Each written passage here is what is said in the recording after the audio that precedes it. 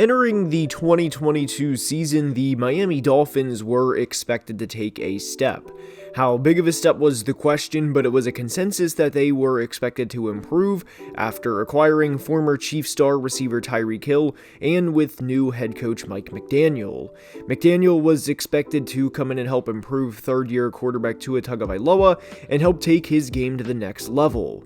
This team started out 1-7 in 2021, then won 8 of their final 9 games to finish the year 9-8, and they would go on to finish 2022 with a 9-8 record as well, only this time around they made the playoffs. And it should not come as a surprise this team lost in the wildcard round of the playoffs to the division rival Bills with a 7th round rookie quarterback in Skylar Thompson. Nobody was expecting them to win that game, and it was remarkable they kept the game as close as they did. But this team started out 8-3 in 2022, and there were times where they looked damn near unstoppable offensively. Health, of course, will play a huge part in the 2023 Dolphins' success, and that is something we will certainly touch on in today's video. A lot of people don't think this team can go very far, but do not tell that to the Dolphins, because internally, they think they can be a Super Bowl caliber team. And there's a lot to break down with the 2023 Miami Dolphins, and without further ado, let's begin.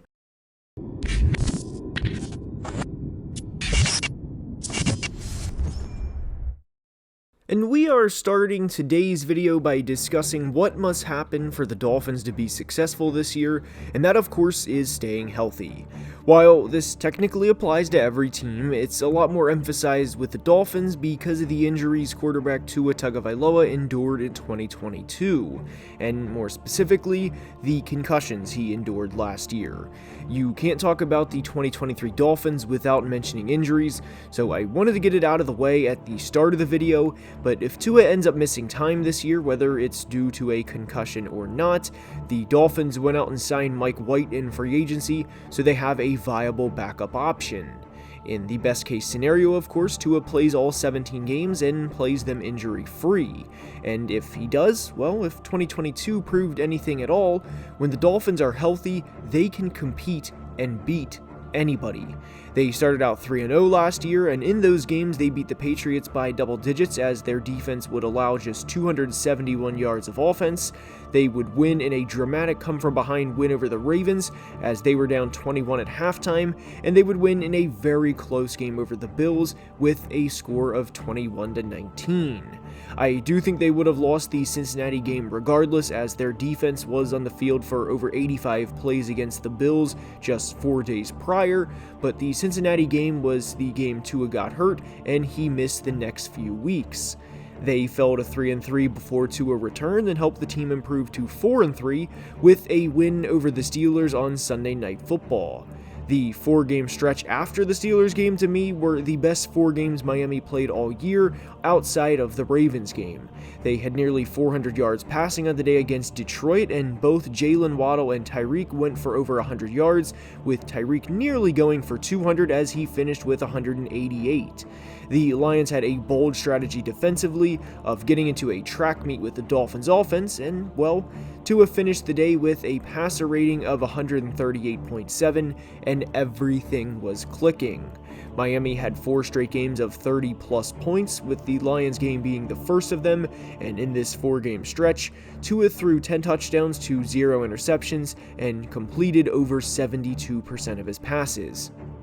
And if we get that type of production in 2023 or anywhere close to it for more than a 4-game stretch, the Dolphins are going to be a very dangerous team this year, and they're going to need it because 3 of their first 4 games are on the road as they start in LA, then go to New England, then come home to play Denver, then go to Buffalo to play the Bills. That's pretty much the definition of getting tossed in the deep end of the pool right out of the gate and seeing if you're going to sink or swim. When you talk through these first 4 games, you can side either way for them. I'd be surprised if they go into Buffalo and win in Week 4 admittedly, but this is about as tough of a start to any season as you're going to find. 3 road games with 2 of them being division opponents and 2 of them being against teams that made the playoffs last year. And to go back to the title of today's video of the Miami Dolphins are in a very interesting situation. While they are not viewed like a Kansas City or Cincinnati, in their minds, they're ready to win a Super Bowl. Veterans like Jalen Ramsey and Xavier Howard aren't heading into the season thinking, yeah, this will be a nice year to finish 10-7 and lose in the wild card round, while collecting state income free checks because they play their home games in Florida. No, this is the year to win it all for Dolphins players. Because they still have a quarterback on a rookie contract, they were in a position to be able to afford acquiring a player like Jalen Ramsey, while still paying a receiver in Tyreek Hill $30 million per year. They're in a position where they have great players on their rookie contracts in Jalen Phillips, Jalen Waddle, and whether you think he's great or not is up to you, but they still have Tua on a huge discount because of the rookie contract.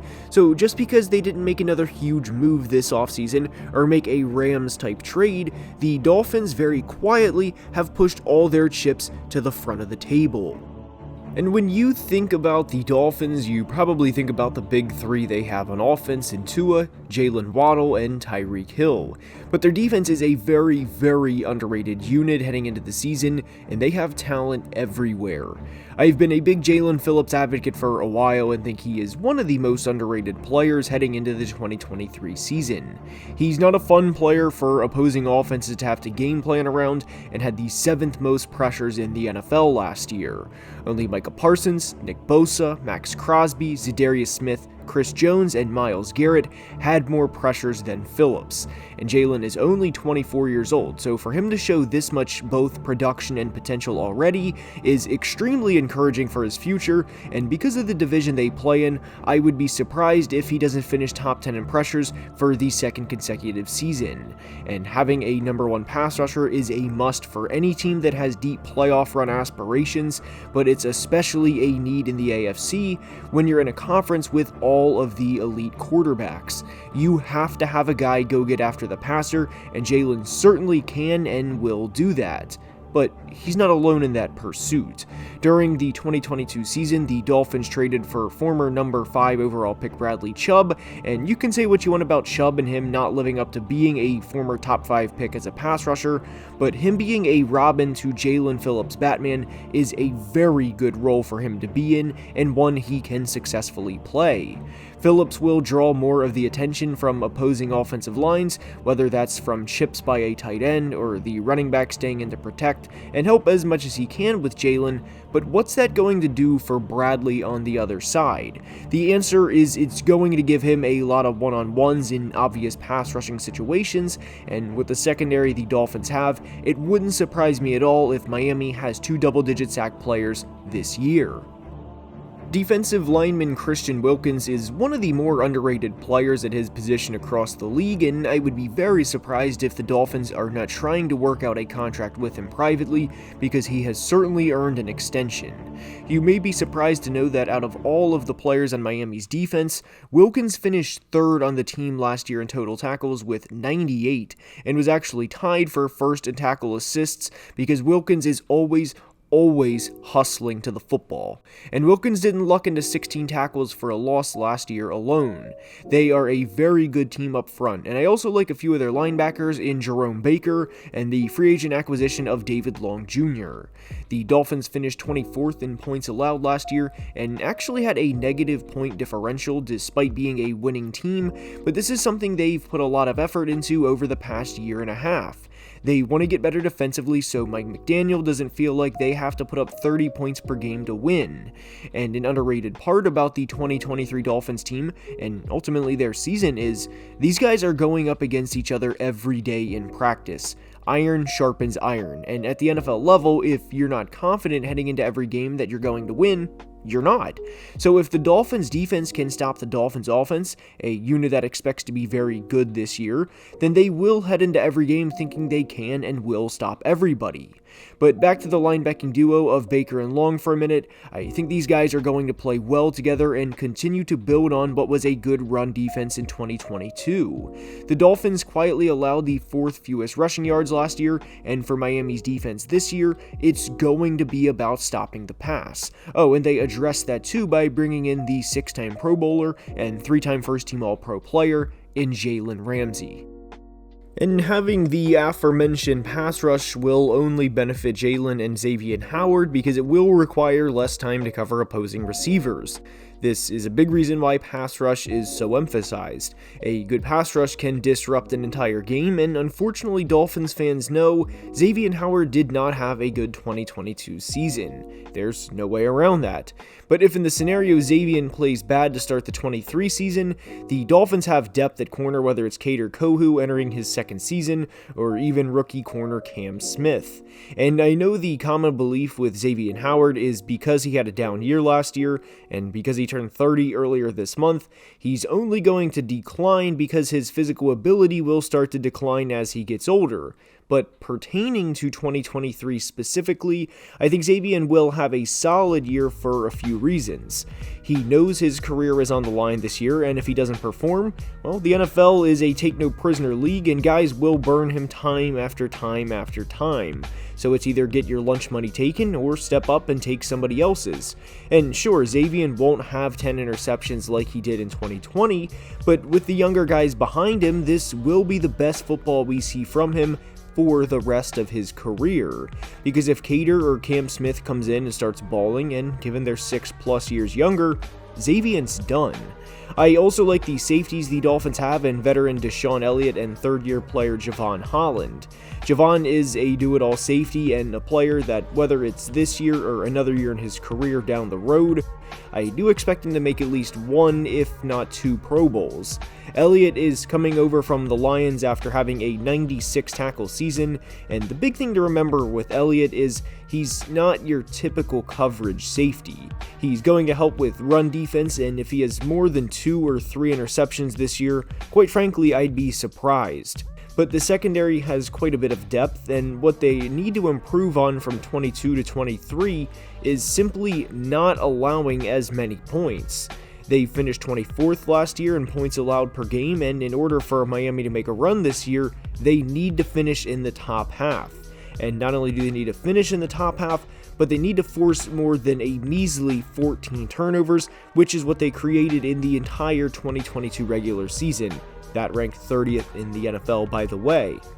You may have noticed I didn't discuss the running back position a lot, and as of now there is still speculation as to who will sign Miami native Dalvin Cook. Dalvin would improve this team's run game, but even if they do not sign Dalvin, I think rookie Devon Achane will play a big role down the stretch, and the biggest strength in Achane's game, funnily enough, in this offense, is speed. Ideally, I would like the Dolphins to have a 1-2 punch of Cook and Achane, but we will see how that plays out. The 2023 Dolphins have the talent to beat anybody, and the same can be said for a few other AFC teams, but not many.